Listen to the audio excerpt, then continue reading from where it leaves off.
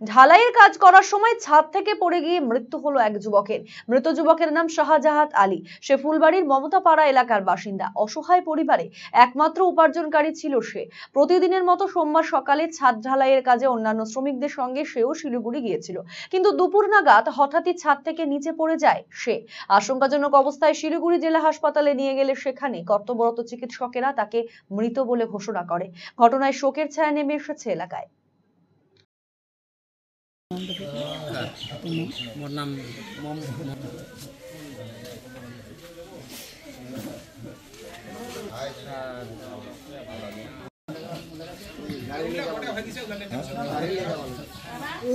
ঘটনাটা হয়েছে কি, ও কাজে গেছিল, ছাদের কাজ করে ছাদ থেকে পড়ে গেছে। কবে? সোমবারে।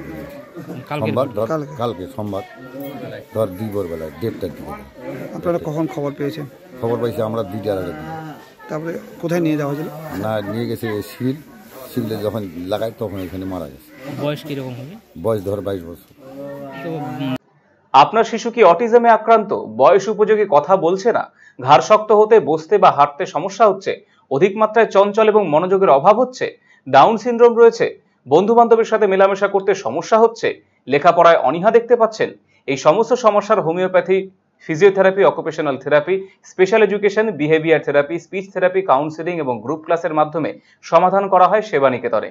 সেবানিকেতনের ঠিকানা উকিলপাড়া রামকৃষ্ণ সরণি, রায়গঞ্জ। Mobile number 7001564854, 9932716619।